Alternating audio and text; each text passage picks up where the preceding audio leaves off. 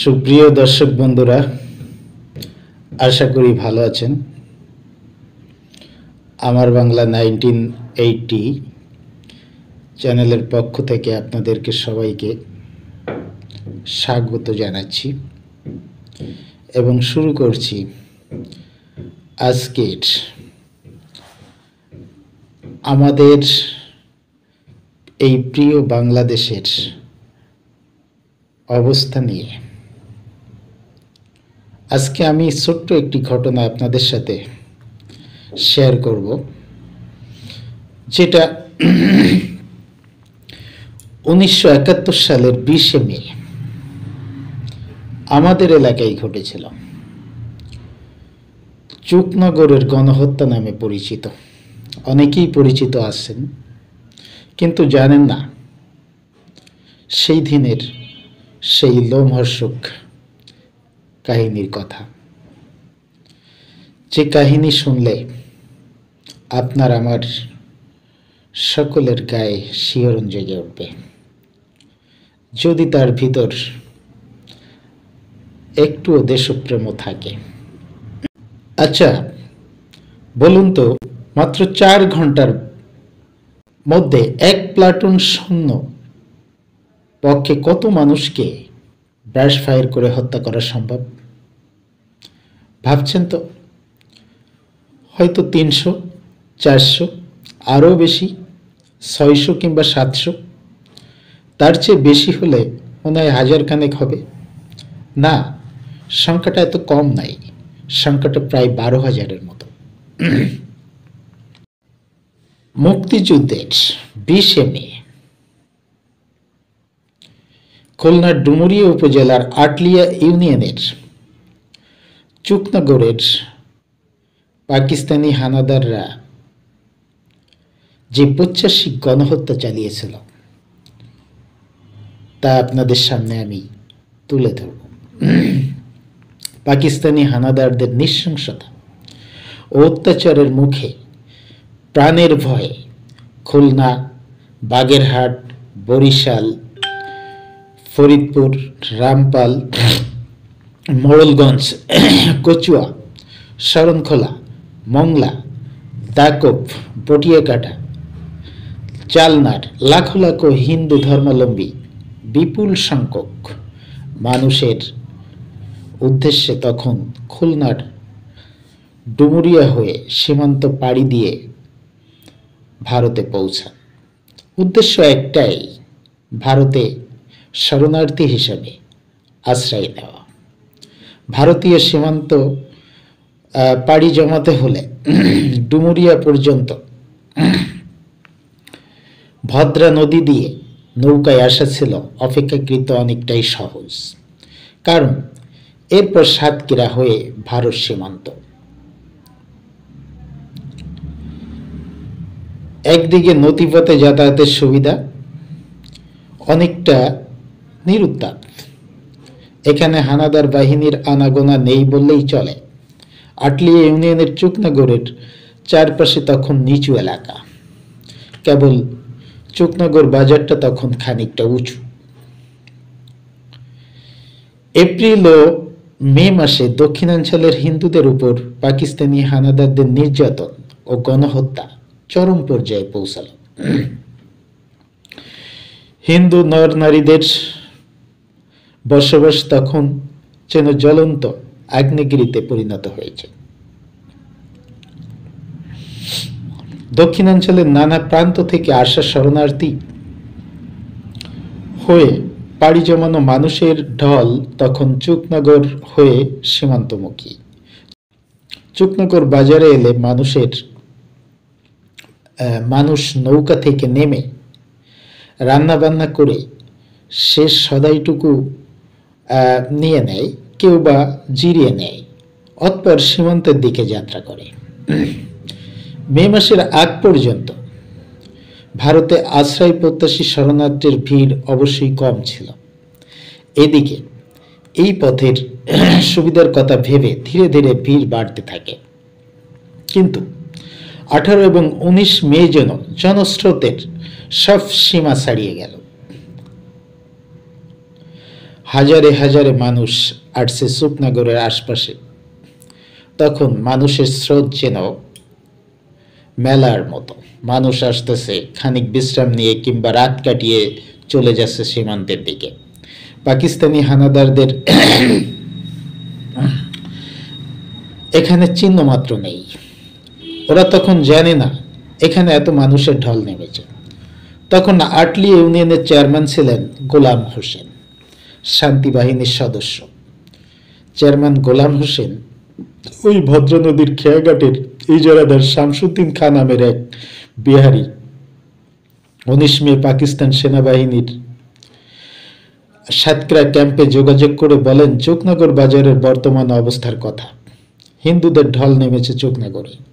পাকিস্তানি ক্যাম্পে যোগাযোগ করার পরে হানাদাররা খবর পেয়ে একটি ট্রাক ও একটি জিপে করে সেনা পাঠায়। এর আগে 19 মে অর্ধলক্ষের বেশি মানুষ চুকনগরের পাতখোলা বেল, চুকনগরের কাঁচা বাজার, মাছ বাজার, কাপুরিয়া পট্টি, গরুহাটা বাজারের কালী মন্দির, বটতলা সহ বিভিন্ন জায়গায় অবস্থান নেয়। তখনও মানুষের কেবল আসছিল নানা প্রান্ত থেকে। উদ্দেশ্য এখানে রাত কাটিয়ে পরের দিন সকালেই সীমান্তের উদ্দেশ্যে যাত্রা। এ সময় মানুষের ভিড় চারদিকে গমগম করছিল। কেউ রান্না করছে, কেউ সওদাপাতি কিনছে, কেউ সঙ্গে আনা পলিথিনের আস্তরণ দিয়ে তাঁবু বানিয়ে নিচে অবস্থান নিয়েছেন, কেউ আশঙ্কায় রাত্রি কাটাচ্ছেন নির্ঘুম চোখে। কারণ একটা চাপা আতঙ্ক কাজ করছিল অনেকের মধ্যে। 20 মে 1971 ওই দিন ছিল বৃহস্পতিবার। আগের সারা রাত হাজার হাজার মানুষ পায়ে হেঁটে, নৌকায় করে, গরুর গাড়ি করে এসেছে চুকনাগরে। উদ্দেশ্য সকালের আলো ফুটলেই রওনা দেবে। ভোর হতেই চারপাশে জেগে উঠল মানুষের স্রোত। তখন সীমান্ত পানে পায়ে হেঁটে সীমান্তের দিকে যাচ্ছে মানুষ। কেউ মালপত্র গোছাচ্ছে, কেউ রান্না চাপিয়েছে, কারো রান্না হয়ে গেছে। অনেকে রওনা দিয়েছে সীমান্তের উদ্দেশ্যে, অনেকে মাত্র খেতে বসেছে কেবল। বেলা তখন 11:30 বাজে। ঠিক এমন সময় সাতক্ষীরা থেকে পাকিস্তানি হানাদার বাহিনীর এক ট্রাক জিপ চুকনগর সাতক্ষীরা সড়ক ধরে মালতিয়া মোড়ের বটতলায় এসে থামে। এ সময় রাস্তার পাশে পাট ক্ষেতে কাজ করছিলেন মালতিয়া গ্রামের চিকন আলী মোড়ল নামে একজন লোক।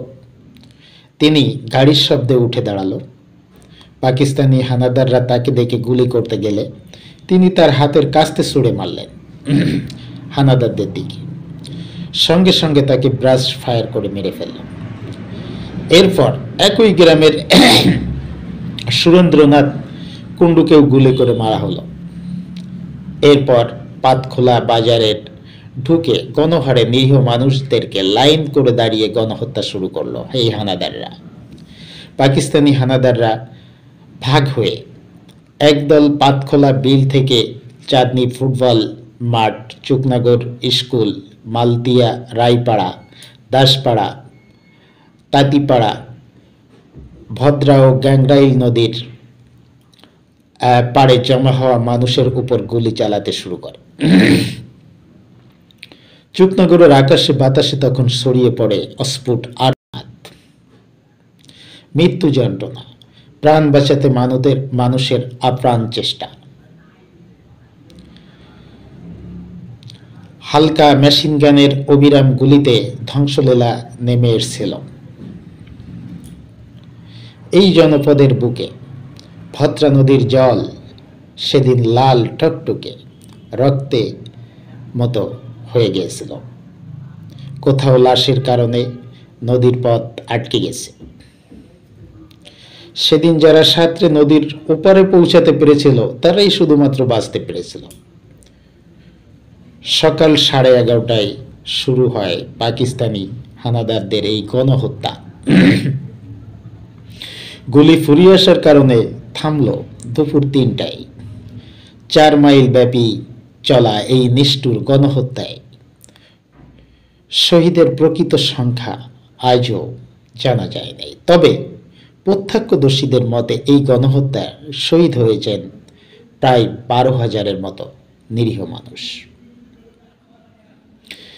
এই গণহত্যার প্রকৃত সংখ্যা না পাওয়ার কারণ, নদীর পানিতে প্রথমে অজস্র লাশ ভাসিয়ে দেওয়া হয়েছিল।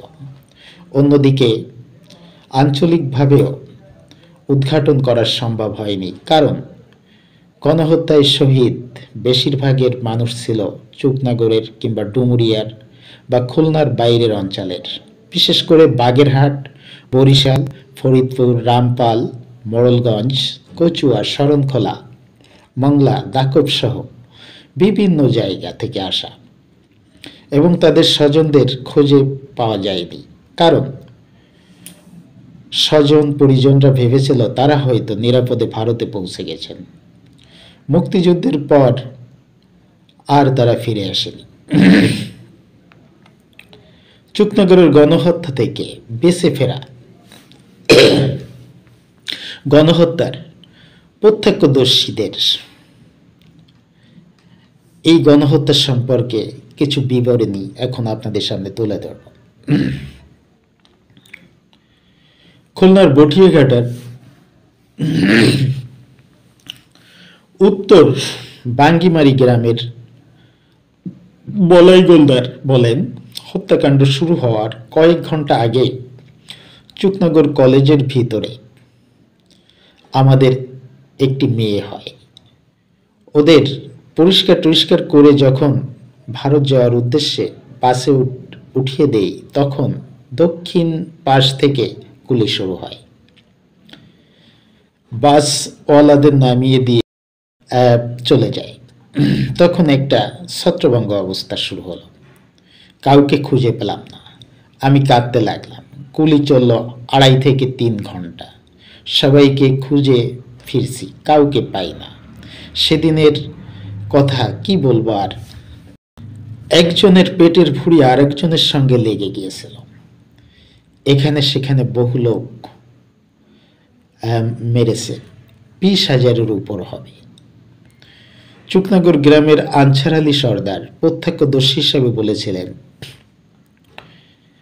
আমরা শুধু 42 জন 21টি বাসে করে লাশ ঠেলে নদীতে ফেলেছিলাম। প্রতিবার 200 করে লাশ। 21 মে ভোর থেকে বিকেল 4টা পর্যন্ত লাশ ফেলেছি। চুকনগরের একজন কৃষক প্রত্যক্ষদর্শী, তিনি বলেন, যার নাম আফসার আলী সরকার, সকালবেলা একখানা মিলিটারি গাড়ি আসলো। আমাদের বলল লাশ ফেলানোর জন্য। এক হিন্দু বাড়ি থেকে বাঁশ নিলাম। বাঁশ নিয়ে বেশ খাটো করে এক পাশে বেঁধে 2 জনে মিলে 9টা-10টা করে নদীতে লাশ ফেলতে শুরু করলাম। আমার সাথে ছিল আমার বেয়াই ইনসার আলী। সকাল থেকে রাত পর্যন্ত লাশ ফেললাম। প্রথমে গুনেছি, তারপর আর গুনিনি। অগণিত লাশ ফেললাম। রাতে বাড়ি এসে গোসল করে শুয়ে পড়লাম। সারাদিন কম হলেও 5 থেকে 6,000 লাশ ফেলেছি। চুকনগরের পাশের গ্রাম, যেখানে রুস্তম আলী নামে একজন লোক বাস করত, তার বর্ণনা মতে সে এক করুণ নারকীয় দৃশ্য, যা ভোলা যায় না। আমাদের এলাকায় প্রায় 4 মাইল ব্যাপী এই হত্যাযজ্ঞ চলেছে। লাশগুলো কিছু নদীতে ভাসিয়ে দেওয়া হয়। দুর্গন্ধ এড়াতে কিছু লাশ মাটি চাপা দেওয়া হয়েছিল। এলাকার লোক 2 মাস পর্যন্ত ওই নদীর মাছ খায়নি। ভয়ে লোকজন 5-6 মাস পর্যন্ত বাজারেও আসেনি। চুকনগরের গণহত্যা থেকে বেঁচে ফেরা গণহত্যা প্রত্যক্ষদর্শী দেবাশিস রায় বলেছিলেন, আমরা আসার 1-1.5 ঘন্টা পর খান সেনারা গাড়ি করে আসে। খান সেনাদের দেখে লোকজন ভয় পেয়ে ছোটাছুটি আরম্ভ করে। বাবাসহ আমরা ছিলাম নৌকার এক সাইডে। ওরা সবাইকে লাইন দিতে বলল। লাইন দেওয়ার একটু পরে গুলি শুরু করলো। বহু লোকজন মারা পড়ল। আনুমানিক 10 থেকে 12,000 লোককে হত্যা করেছিল। আমার বড় ভাই মেজো কাকা সেজো কাকাকে লাইনে গুলি করে মারল। আমার মারও বাম পাশে গুলি লাগে। বাবা আর সহ্য করতে না পেরে বললেন, তোরা যেটা ভালো বুঝিস তাই কর, আমি আর বেঁচে থেকে কি করব? আমার ভাই গেল, ছেলে গেল, স্ত্রীও যাওয়ার পথে। আমরা খুব অনুরোধ করলাম, শুনল না, চলে গেল। পরে বাবাকে বেনোট দিয়ে কুপিয়ে কুপিয়ে হত্যা করল।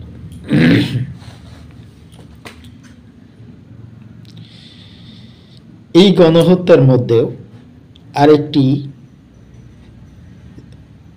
ছোট্ট কাহিনী লুকিয়ে আছে, যেটা এখন আপনাদের সামনে আমি তুলে ধরব। এই বাংলাদেশ যে একটি সম্প্রীতির দেশ, এটাই তার উদাহরণ হবে। চুকনাগর গণহত্যায় অজস্র শিশু হয়েছিল। তাদের বাবা মা কে?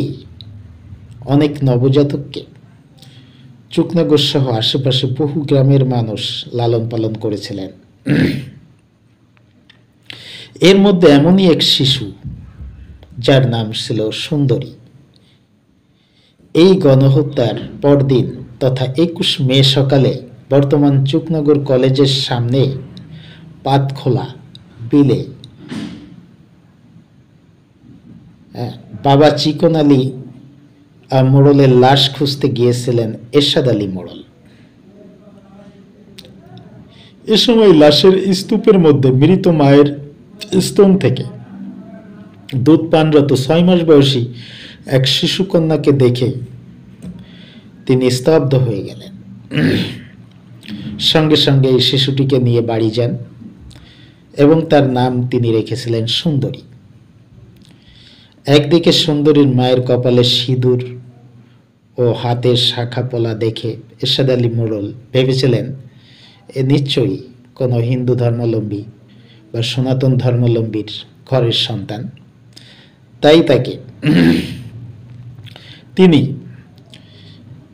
হিন্দু ধর্মীয় অনুশাসন মেনে তাকে বড় হয়ে ওঠার সুযোগ করে দিয়েছিলেন এবং তাকে বড় করে যখন সুন্দরী প্রাপ্তবয়স্ক হয় তখন তাকে এক হিন্দু পরিবারে বিয়ে দিয়েছিলেন। এক সাক্ষাৎকারে সুন্দরী বলেছিলেন, চুকনগরের বদ্ধভূমিতে গেলে আজও হাহাকার করে ওঠে, খুঁজে ফিরি মা বাবাকে, কিন্তু আমি তো জানি না আমার পৈতৃক বাড়ি কোথায়। শুধু জানি বাঁচার আশায় আমার পরিবার এখানে এসেছিল। মুক্তিযুদ্ধের 20 মে এই দিনটা মুক্তিযুদ্ধের ইতিহাসের আমি মনে করি একটা বড় গণহত্যা। আজ আমাদের এই প্রিয় বাংলাদেশের যে অবস্থা চলছে, ছাত্র আন্দোলনের নামে, কোটা আন্দোলনের নামে যেসব জঙ্গি রাজাকার দেশটাকে খাবলে খাচ্ছে এবং এই সম্প্রীতির বন্ধন থেকে, মেলবন্ধন থেকে আমাদেরকে আবার সেই পাকিস্তানি রাষ্ট্রের দিকে তারা ইঙ্গিত করছে, এটা আমরা স্পষ্টই বুঝতে পারছি। আজকে আমি একটা সংবাদে দেখলাম, যেটা দেখে আমি আরো স্পষ্ট ধারণা করে ফেললাম এরা কোন দিকে হাঁটছে। দেখলাম বাংলাদেশের বর্তমান সরকার সে নাকি আমাদের দেশে এই গণহত্যাকারী সেই পাক হানাদার বাহিনী জিন্নাও এদের নেতৃত্বে যে পাক হানাদার বাহিনীরা এদেশে গণহত্যা চালিয়েছিল, সেই পাক হানাদার বাহিনী আমাদের দেশে আবারও ঢুকানোর ষড়যন্ত্র তারা করছে। তারা নাকি আমাদের যে সেনাবাহিনী আছে তাদেরকে প্রশিক্ষণ দেওয়ার জন্য এই পাক বাহিনীকে আবারও বাংলাদেশের মাটিতে আনবে। দেশে যারা স্বাধীনতা প্রিয় মানুষ আছে তাদেরকে আমি বলতে চাই, আপনারা এখনো চুপ করে বসে থাকবেন না। সরকারের এই ধরনের চিন্তা ভাবনা যদি সত্য হয় তাহলে আমি মনে করি যারা স্বাধীনতা প্রিয় মানুষ আছে তাদেরকে আমাদের এই স্বাধীনতা রক্ষা করার জন্য প্রস্তুত থাকতে হবে। খুবই দুঃখের বিষয়, স্বাধীনতার এত বছর পরে আজ 2024-এ এসে এই দেশে সেই সব রাজাকার যারা এই পাকিস্তানিদেরকে সহযোগিতা করেছিল এই গণহত্যা ঘটানোর জন্য, সেই সব রাজাকারদের যেসব সন্তানেরা আছে তারা আজ আমাদের এই স্বাধীনতার শক্তিকে পরাজিত করে যে মাথাচাড়া দিয়ে উঠেছে, এটা আমাদেরকে বুঝতে হবে এবং এদের হাত থেকে আমাদেরকে আমাদের সম্প্রীতির বাংলাদেশকে, সেই এরশাদ আলী মোড়লের মতো সম্প্রীতির বাংলাদেশ করার জন্য ঐক্যবদ্ধ হতে হবে। আপনারা জানেন আমাদের পূর্বের প্রধানমন্ত্রী শেখ হাসিনা যখন বলেছিলেন ধর্ম যার যার, উৎসব সবার, এই ঘটনাকে কেন্দ্র করে এই রাজাকারের বাচ্চারা তারা কত কথাই না বলেছিল এই সম্প্রীতিকে তারা দূরে ঠেলে দেওয়ার জন্য। তারা বলেছিল এটা কখনোই হতে পারে না, ধর্ম যার যার, উৎসব তার। প্রধানমন্ত্রীর এই কথা ভুল। আপনারা বলুন প্রধানমন্ত্রী কি বেঠিক বলেছিল ওই সময়? এরশাদ আলীর মোড়লের মতো লোক ছিল বিধায় আমাদের বাংলাদেশটা এত সুন্দর হয়েছিল। তিনি যদি একজন হিন্দু ধর্মাবলম্বী মেয়েকে নিজের মেয়ের মতো পালন করতে পারে, তাহলে ধর্ম যার যার, উৎসব সবার হবে না কেন? একজন মুসলমান ভাইয়ের বাড়িতে যদি কোনো হিন্দু দাস দাসী বা চাকর থাকে, তার উৎসবের ভাগিদার তাকে করবে না? তাকে কি গরুর মাংস দিয়ে খেতে দিতে হবে? তাকে তো অন্য খাবারও দেওয়া যেত। ওই মুসলমান ভাইয়ের পরিবারটা যখন আনন্দ করবে, উৎসব করবে, নতুন জামা গায়ে দিয়ে নামাজে যাবে, তখন ওই দাস দাসী যারা আছে তাদের পরিবারে তাদেরকে একটা নতুন জামা বা তাদের কি আনন্দের ভাগিদার করা যায় না? তাদেরকে কি নামাজ পড়তে নিয়ে যাওয়াই তাদের উদ্দেশ্য? তাদেরকে মুসলমান করে নিয়ে যেতে হবে? উৎসবের ভাগিদার হতে পারে, ধর্ম যার যার কাছে থাকবে। প্রধানমন্ত্রী ওই সময় কি ভুল কথা বলেছিল? আজ আমরা দেখতে পারি ফুয়াদ নামে একজন বিশিষ্ট ভদ্রলোক, যাকে মনে হয়েছিল আমার এক সময়, তিনি ওই সময় প্রধানমন্ত্রীর কথাটাকে নিয়ে প্রতিবাদ করেছিলেন, না এই কথা সত্য হতে পারে না। সে যে কত বড় একজন নির্বোধ এবং রাজাকারের সন্তান বলে আমাকে মনে হচ্ছে এখন। তাই সে আমাদের বিজয় দিবস 16ই ডিসেম্বর নিয়ে প্রশ্ন করছেন।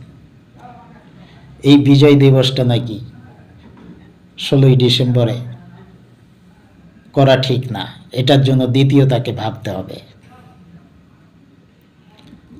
আবার তিনি বলছেন একটা ফুটবল খেলার মাঠে একটা বলের পিছনে নাকি 11 জন ছোটে, এটাও নাকি তার কাছে একটা নির্বুদ্ধিতা, একটা পাগলের খেলা, একটা বলদদের খেলা। এইসব বিভিন্ন ধরনের প্রশ্ন যখন তিনি তুলছেন, তখন বুঝেন এই রাজাকার, এই ফুয়াদ, এদের মতো লোকজনরাই আজ এই দেশ পরিচালনা করছে। তারা পাকিস্তানের সেনাবাহিনী দেশে আনবে ছাড়া আর কারা আনবে? এদের দ্বারা এইগুলো সম্ভব হতে পারে। এদের কাছে কোনো সম্প্রীতি নাই, এরা শুধু সেই জঙ্গি মনোভাব, তাদের ইচ্ছাকে কায়েম করবে, এটাই তাদের ইচ্ছা। যাই হোক, সকল দেশপ্রেমী ভাই বোনদেরকে আমি অভিনন্দন জানিয়ে এবং তাদের আমাদের দেশের বিষয়ে সতর্ক এবং সচেষ্ট থাকার জন্য অনুরোধ করে আজকের আলোচনা শেষ করছি। ভালো থাকেন। ধন্যবাদ সকলকে।